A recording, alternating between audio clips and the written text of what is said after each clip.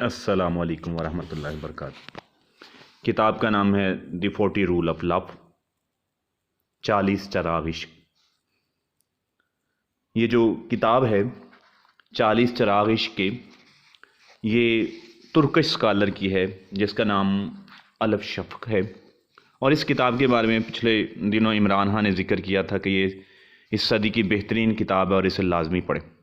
یہ کہانی ہے کہ کس طرح سے ایک مولانا جلال الدین رومی جو اسکالر تھا، جس کا مدرسہ تھا، جو پڑھاتا تھا، اسے شمس تبریز نے صوفی تک کا سفر طے کروایا۔ جب شمس تبریز اور جلال الدین رومی ایک کمرے میں بند ہو گئے اور 40 دنوں تک اسے عشق کے 40 رول پڑھائے گئے، یہ کتاب اس کے متعلق ہے اور پڑھنے سے تعلق رکھتی ہے۔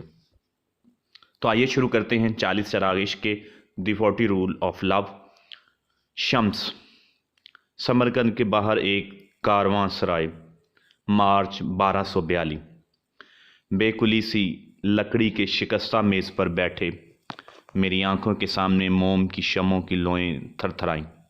اس شام مجھے وہ جو کشف اپنی گرفت میں لیے ہوئے تھا وہ بے حد روشن اور واضح تھا۔ کھلے ہوئے زرد گلابوں سے بھرے ہوئے صحن والا ایک بڑا سا گھر، اور اس کے صحن کے درمیان دنیا کے خشک ترین پانیوں والا کنواں، اور او آخر خزاں کی ایک پرسکون شب ماہ تھی۔ پس منظر میں چند شب خیز جانوروں کا شور اور بھونکنا تھا۔ ذرا دیر میں مہربان چہرے، چوڑے شانوں اور بادامی رنگ کی گہری آنکھوں والا ایک درمیانی عمر کا شخص میری تلاش میں گھر سے باہر نکلا۔ اس کے تاثرات ازردہ تھے، اس کی آنکھیں بے پناہ اداس تھیں۔ شمس، شمس، آپ کہاں ہیں؟ وہ دائیں اور بائیں طرف منہ کر کے چلایا۔ ہوا تیز چلنے لگی اور چاند بادلوں کی اوٹ میں چھپ گیا، یوں جیسے جو کچھ ہونے کو تھا وہ اس کا گواہ نہ بننا چاہتا تھا۔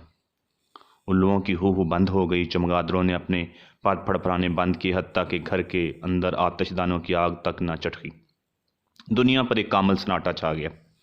آدمی آہستہ آہستہ کنویں کے قریب پہنچا، جھکا اور اندر جھانکا۔ شمس محبی، اس نے سرگوشی کی، کیا آپ یہاں ہیں؟ میں نے جواب دینے کے لیے منہ کھولا مگر میرے لبوں سے کوئی آواز نہ نکلی۔ وہ آدمی مزید آگے جھکا اور ایک بار پھر کنویں میں جھانکا۔ پہلے تو اسے پانی کی تاریکی کے سوا کچھ بھی دکھائی نہ دے سکا، لیکن پھر گہرائی میں، کنویں کی تہہ میں، اسے کسی شدید طوفان کے بعد پانی پر ہلکورے لیتے کسی شکستہ بیڑے کی طرح بے مقصد سا تیرتا میرا ہاتھ دکھائی دے گیا۔ اس کے بعد اس نے آنکھیں پہچان لی، دو چمکتے سیاہ پتھر پورے چاند کو گھورتے ہوئے، جو اب گہرے سیاہ بادلوں کی عقب سے نکل رہا تھا۔ میری آنکھیں چاند پر یوں جمی ہوئی تھی جیسے آسمانوں سے اپنے قتل کی وضاحت کے منتظر ہوں۔ زاری اور سینہ کو بھی کرتے ہوئے وہ آدمی اپنے گھٹنوں کے بل گر گیا۔ انہوں نے اسے مار ڈالا، انہوں نے میرے شمس کو مار ڈالا، وہ چلایا۔ تبھی ایک سائے نے تیزی سے جھاڑیوں کے پیچھے حرکت کی اور تیز مگر دبے قدموں سے وہ کسی جنگلی بلی کی طرح باغ کی دیوار پر چڑھ گیا، لیکن آدمی نے قاتل کو نہ دیکھا۔ شدید کرب و اذیت کے عالم وہ چیخا اور چیختا رہا، یہاں تک کہ اس کی آواز کسی شیشے کی طرح کرچی کرچی ہو گئی اور چھوٹے چھوٹے نوکیلے ٹکڑوں کی صورت رات میں بکھر گئی۔ ارے تم کسی دیوانے کی طرح چیخنا بند کرو، یہ ناگوار شور بند کر دیا پھر میں تمہیں باہر نکال دوں گا۔ میں نے منہ بند کرو، تم نے سنا نہیں، بکواس بند کرو۔ بلند لہجے میں یہ الفاظ ادا کرنے والی آواز مردانہ تھی جو دمکانے والے انداز میں قریب آتی جا رہی تھی۔ ذرا مزید دیر کو اپنے اس تصور کے اندر ہی رہنے کو ترجیح دیتے ہوئے میں نے یوں ظاہر کیا جیسے میں نے اسے سنا ہی نہیں۔ میں اپنی موت کے بارے میں مزید جاننا چاہتا تھا۔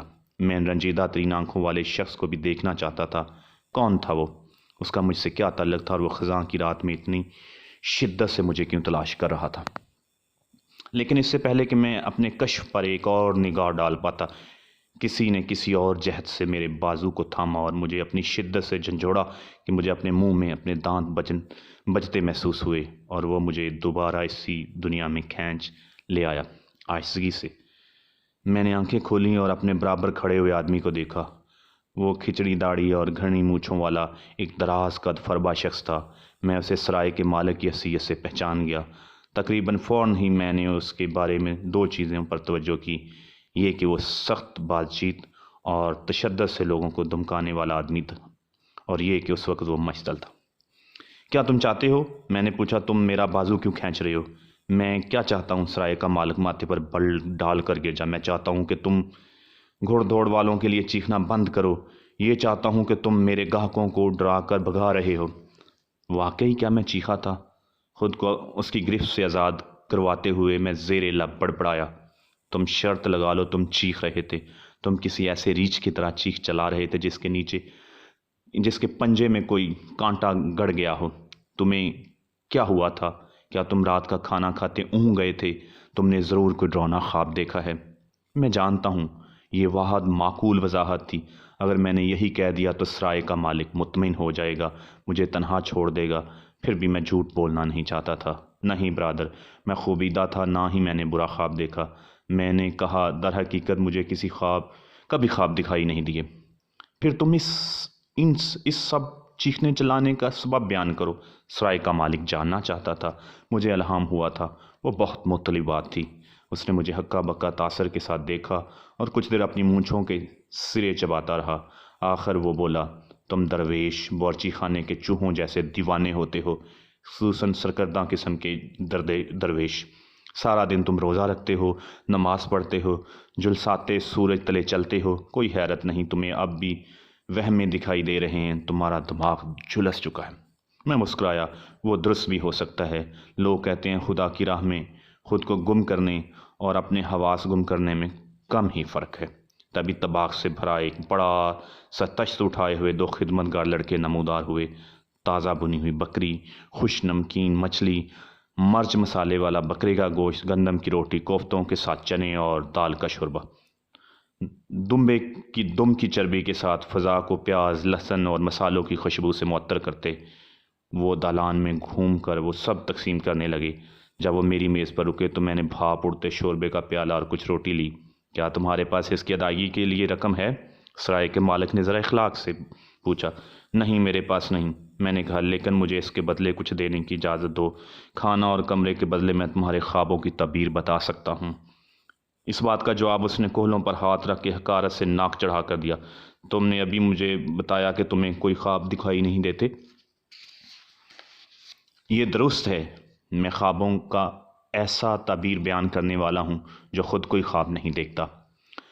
مجھے تمہیں یہاں سے نکال کر باہر کرنا ہے۔ جیسا کہ میں نے کہا تم درویش دیوانے ہوتے ہو۔ سرائے کا مالک لفظوں کی جیسے تھوکنے والا تھا۔ تمہارے لیے ایک نصیحت ہے۔ مجھے معلوم نہیں کہ تمہاری عمر کیا ہے، مگر میرا خیال ہے تم نے دونوں جہانوں کے لیے خاصی عبادت کر لی ہے۔ کوئی اچھی عورت تلاش کرو اور گھر بساؤ اور بچے پیدا کرو۔ اس سے تمہیں حقیقت کی دنیا میں قدم جمانے میں مدد ملے گی۔ کیا تک ہے دنیا بھر میں گھومنے پھرنے کی جب ہر طرف خواری اور مصیبت ہی ہے۔ میری بات کا بھروسہ کرو، دنیا میں کچھ نیا نہیں۔ میرے پاس دنیا کے دور دراز گوشوں سے بھی گاہک آتے ہیں۔ شراب کے چند جام کے بعد میں ان سے سب سے ایک سی کہانیاں سنتا ہوں۔ ہر جگہ کے مرد ایک سے ہیں، وہی کھانا، وہی پانی، وہی پرانی باتیں۔ میں کسی مختلف شے کی تلاش میں نہیں، میں خدا کی تلاش میں سرکردہ ہوں۔ میں نے کہا میری جستجو خدا کی جستجو ہے۔ پھر تم اسے غلط جگہ ڈھونڈ رہے ہو، اس نے یک گمبھیر آواز میں ترکی جواب دیا۔ خدا یہ جگہ چھوڑ کر جا چکا ہے، ہمیں نہیں معلوم کہ وہ کب واپس آئے گا۔ یہ سن کر میرا دل بے قابو ہو کر میرے سینے میں تیز تیز دھڑکنے لگا۔ جب کوئی خدا کو برا کہتا ہے تو دراصل خود کو برا کہتا ہے، میں نے کہا۔ سرائے کے مالک کے چہرے پر عجیب سی ترچھی مسکراہٹ نمودار ہوئی۔ اس کے چہرے پر مجھے تلخی اور برہمی دکھائی دی اور کچھ ایسا جو بچگانہ سی تکلیف سے مشابہ تھا۔ کیا خدا نے کہا نہیں کہ میں تمہاری شارک سے زیادہ قریب ہوں؟ میں نے پوچھا۔ خدا کہیں دور افلاک پر نہیں بستا، وہ ہمارے اندر موجود ہے، ہم میں سے ہر کسی کے اندر۔ اسی وجہ سے وہ کبھی ہمیں تنہا نہیں چھوڑتا۔ وہ خود اپنے آپ کو کیسے چھوڑ سکتا ہے؟ لیکن وہ واقعی تنہا چھوڑ دیتا ہے۔ سرائے کے مالک نے اپنی سرکش نگاہوں کے ساتھ تبصرہ کیا۔ اگر خدا موجود ہے لیکن ہماری تکلیف پر وہ انگلی تک نہیں ہلاتا تو یہ اس بات کے بارے میں ہمیں کیا بتاتی ہے؟ یہ پہلا اصول ہے برادر، میں نے کہا۔ ہم خدا کو کیسے دیکھتے ہیں یہ اس بات کا براہ راست عکس ہے کہ ہم خود کو کیسے دیکھتے ہیں۔ اگر خدا کے نام پر ہمارے ذہن میں خوف اور ملامت ہی آتے ہیں تو اس کا مطلب ہے ہمارے اندر بہت خوف اور ملامت جمع ہو چکے ہیں۔ اگر ہم خدا کو محبت اور رحم سے بھرا دیکھتے ہیں تو ہم بھی ایسے ہی ہیں۔ سرائے کے مالک نے فوراً اعتراض کیا، لیکن میں دیکھ سکتا ہوں کہ میرے الفاظ نے اسے حیران ضرور کر دیا تھا۔ یہ بات اس سے کیسے مختلف ہے کہ خدا ہمارے تخیل کی پیداوار ہے، میں سمجھ نہیں پایا، لیکن میرے جواب میں وہ ہلچل مخل ہوئی اور اندر دالان میں اٹھی تھی۔ جب ہم اس سمت میں مڑے تو ہمیں دکھائی دیا کہ دو غیر مہذب آدمی نشے کے عالم میں ہذیان بک رہے تھے۔ وہ سرکش ڈٹھائی کے ساتھ ایک دوسرے گاہکوں کو دھکے مار رہے تھے، ان کے پیالوں سے کھانا چھین رہے تھے، ان کے پیالوں سے پی رہے تھے۔ اگر کوئی احتجاج کرتا تو مکتب کے دو شرارتی لڑکوں کی طرح ان کا مذاق اڑا رہے تھے۔ کسی کو ان فسادیوں سے نمٹنا چاہیے، تم کیا کہتے ہو؟ سرائے کے مالک اپنے دانتوں کو بھینچ اب مجھے دیکھو۔ ایک لمحے میں وہ دلان کے آخری سرے پر پہنچا، ایک نشے میں چور گاہکوں کی نشست سے اٹھایا اور اس کے چہرے پر مکہ دے مارا۔ وہ آدمی ضرور اس سب کی توقع نہ کر رہا تھا کہ وہ کسی خالی بوری کی طرح فرش پر گر گیا۔ اس کے ہونٹوں سے ہلکی سی آہ نکلی جو بمشکل سنائی دی، اور اس کے سوا اس نے کوئی شور نہ کیا۔ دوسرا آدمی نسبتاً طاقتور ثابت ہوا، اس نے پوری شدت سے لڑائی کی، لیکن سرائے کے مالک کو اسے ہرانے میں زیادہ دیر نہ لگی۔ اس نے اپنے غیر مہذب گاہکوں کی پسلیوں میں لاتیں، مکے اور پیر مارے اور بھاری جوتیوں سے کچلا۔ ہمیں انگلیوں کے چٹنے کی آواز سنائی دی۔ رک جاؤ، میں نے بے ساختہ کہا، تم اسے جان سے مار دو گے۔ ایک صوفی کے طور پر میں نے زندگی حفاظ کرنے اور کسی کو نقصان نہ پہنچانے کا حلف اٹھایا ہے۔ اس فریب خیال بھری دنیا میں بہت سے لوگ بغیر کسی سبب کے بلا مقصد کے لڑنے کے لیے تیار ہیں، اور بہت سے ایسے جو کسی سبب سے لڑتے ہیں، لیکن صوفی ایک ایسا شخص ہے جو کسی سبب کے ہوتے ہوئے بھی نہیں لڑتا۔ کوئی صورت نہ کہ میں خود کو تشدد کی راہ اپناتا، مگر میں خود کو سرائے کے مالک اور اس کے گاہکوں کے درمیان کسی نرم کمبل کی طرح کھسکا سکتا تھا، اور دوسرے سے دور۔ تم ان سب سے پرے رہو درویش، پھر میں تمہارا مار مار کر حشر کر دوں گا۔ سرائے کا مالک چلایا، مگر ہم دونوں جانتے تھے کہ وہ ایسا نہیں کرے گا۔ چند ثانیے بعد جب خدمت گار لڑکوں نے دونوں گاہکوں کو اٹھایا تو ان کی انگلیاں ٹوٹ چکی تھیں، جبکہ دوسرے کی ناک اور ہر طرف خون پھیلا ہوا تھا۔ دلان میں خائف سی خاموشی تھی۔ اپنے اس روپ پر متفکر جو اس نے اتاری کیا تھا، سرائے کے مالک نے ایک ترچھی نگاہ مجھ پر ڈالی۔ جب دونوں دوبارہ بولا تو یوں لگا جیسے آس پاس کسی سے مخاطب اس کی بلند اور سرکش آواز تھی۔